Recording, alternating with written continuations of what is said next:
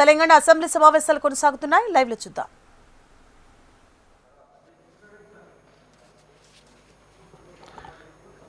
ధన్యవాదాలు అధ్యక్ష. Thank you. Telangana Vaidya Vidhana Parishad repeal act మీద మాట్లాడడానికి అవకాశం ఇచ్చినందుకు ధన్యవాదాలు అధ్యక్ష. అధ్యక్ష,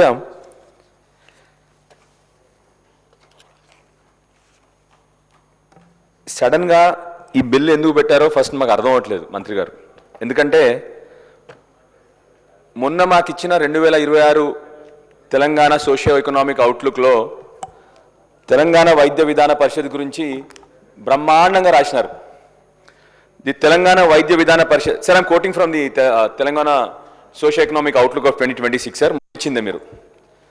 the Telangana Vaidya Vidhana Parishad is the backbone of secondary health service in the state, focusing on its core pillars of care, comfort and courtesy. There is a major expansion of infrastructure and bed capacity. 7,000 నుంచి 12,760 beds ni expand చేశారు మీరు TVVP లో. A notable achievement is the establishment of dialysis facilities in 77 hospitals.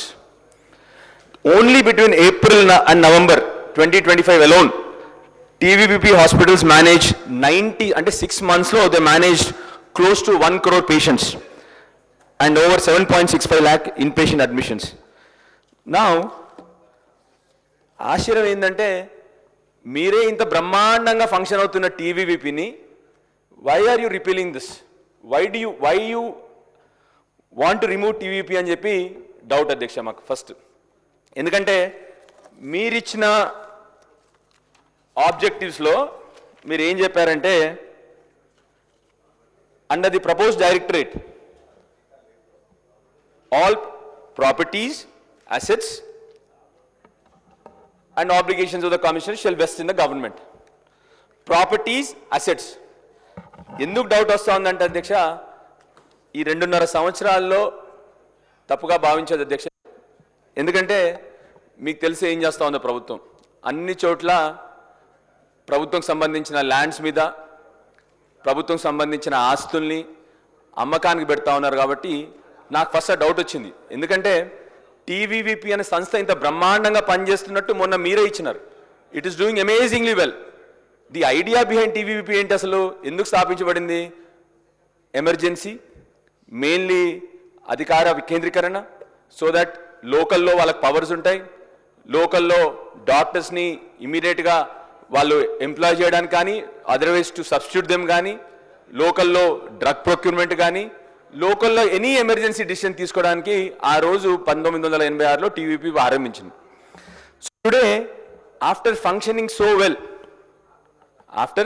So well, why is it being removed, why is it being change? ఇంకొక doubt వస్తూ ఉంది మాకు.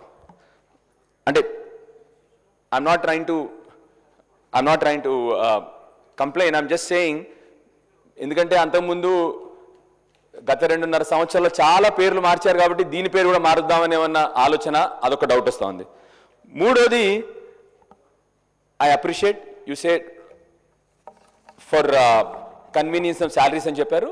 That is a good thing. In fact I would suggest like power సెక్టర్లో ఏంటి, ఇప్పుడు అత్యధిక జీతాలు ఇస్తూ ఉన్నారు.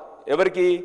పవర్ సెక్టర్లో పనిచేస్తున్న వారు. ఎందుకంటే వాళ్ళు ఎమర్జెన్సీ సర్వీసెస్ కానీ, వాళ్ళు చేస్తున్న పనికి కానీ వాళ్ళకి అత్యధిక శాలరీ ఇస్తూ ఉన్నారు.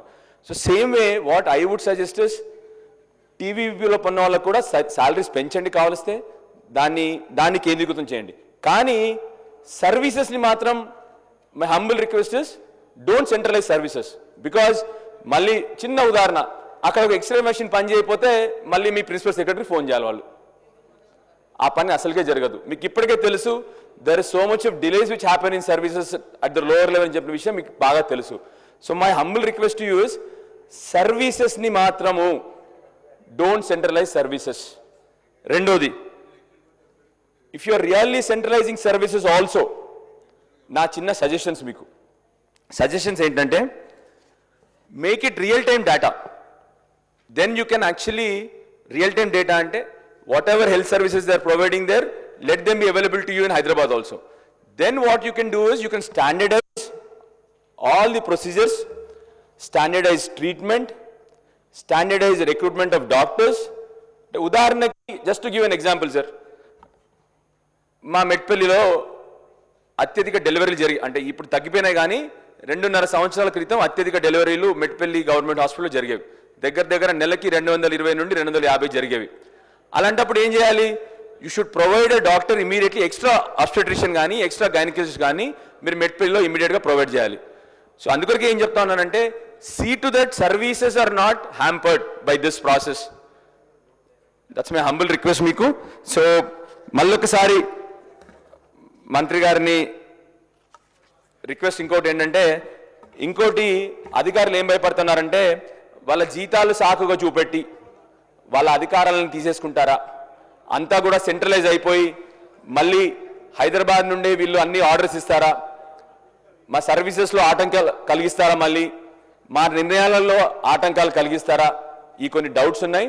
అవి కూడా మీరు నివృత్తి చేయాలని చెప్పి మిమ్మల్ని కోరుకుంటూ, మళ్ళొకసారి most important suggestion is, if you are centralising services, దయచేసి make it real time services, so that మీకు డేటా ఉంటుంది, మీకు బ్రహ్మాండంగా చేసుకోవచ్చు, మీకు డాక్టర్ రిక్రూట్మెంట్స్కి చేసుకోవచ్చు, స్టాండర్డైజేషన్ ట్రీట్మెంట్స్ చేసుకోవచ్చు, ఆపరేటివ్ ప్రొసెస్ అన్ని స్టాండర్డైజ్ చేసుకోవచ్చు. కానీ మళ్ళీ ఆల్రెడీ ఉన్న సర్వీసెస్ని మాత్రం దయచేసి మీతో రిక్వెస్ట్ చేస్తా ఉన్నాను, ఆల్రెడీ ఉన్న సర్వీసెస్ని మాత్రం కష్టం కాకుండా చూసుకోవాలని చెప్పి మంత్రి గారిని కోరుతా ఉన్నాను. థ్యాంక్ యూ అధ్యక్ష, ధన్యవాదాలు.